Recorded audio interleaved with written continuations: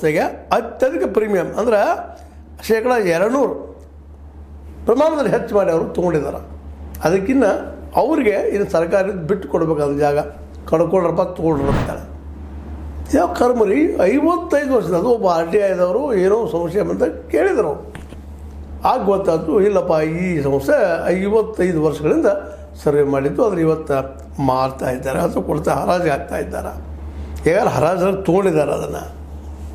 ಮುಂದೆ ಇನ್ನೇನದ ಅದು ಎಷ್ಟು ಜಾಗದ ಅದನ್ನು ತೊಗೊಂಡು ಅದರನ್ನು ಏನಪ್ಪ ಅಂದ್ರೆ ಈ ಬಗ್ಗೆ 217.453 ಅಂದ್ರೆ ಅಂದಾಜು 88 ಹೆಕ್ಟೇರ್ ಭೂಮಿಯನ್ನು ಗಿಡಗಳ ಕಡದ ಖರೀದಿ ತೊಗೊಂಡ ಗಿಡಕ್ಕೆ ಪೆಟ್ಟ ಆದಂಗೆ ಕಡಿದಂಗೆ ಏನೋ ಕಿತ್ತೊಗಿಬೇಕಲ್ಲ ಅದನ್ನು ತಕ್ಕೊಂಡು ಮಾಡುವಂಥ ಬಿಸ್ನೆಸ್ ಇದು. ಒಂದು ಬ್ಲಾಕ್ ಅದ, ಆ ಬ್ಲಾಕ್ ಈಗ ಹೇಳಿದ್ನಲ್ಲ ನಿಮಗೆ ಕುಮಾರಸ್ವಾಮಿ ಈ ದಟ್ಟಾರಣದಂಥದ್ದು ಕುಮಾರಸ್ವಾಮಿ ಐರನ್ ಓರ ಬ್ಲಾಕ್ ಅದನ್ನು ಒಂದು ಕಂಪ್ನಿಗೆ ಮಾರಿದ್ದಾರೆ.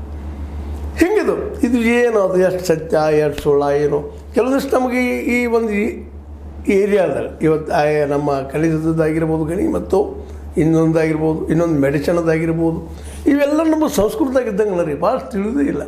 ಅಂಥ ವಿಷಯದಲ್ಲಿ ನಮ್ಮ BR ಹಿರೇಮಠ ಅಂತವರು ಇನ್ನುಳಿದ ಕೆಲವು ಪರಿಸರ ಪ್ರೇಮಿಗಳು ಅಭ್ಯಾಸ ಮಾಡಿದ್ದನ್ನು ಜನರಿಗೆ ತಿಳಿಸೋ ಪ್ರಯತ್ನ ಮಾಡ್ತಾರೆ. ಬಟ್ ಆ ಮಾಧ್ಯಮನ ಪಾಪ ಅವ್ರ ಬಗ್ಗೆ ಹೆಚ್ಚು ಧ್ವನಿ ಕೊಡೋದಿಲ್ಲ. ಯಾವ್ಯಾವುದು ಕೊಡ್ತಾರೆ ರೀ, ಹಿಂದೂ ಮುಸ್ಲಿಮ್ ಅಂತೇಳಿ ಇದು ಮಾಬ್ ಲಿಂಚಿಂಗ್ ಅಂತೇಳಿ ಮತ್ತೇನು ಮಾಡ್ತಾರೆ ಜಗಳ.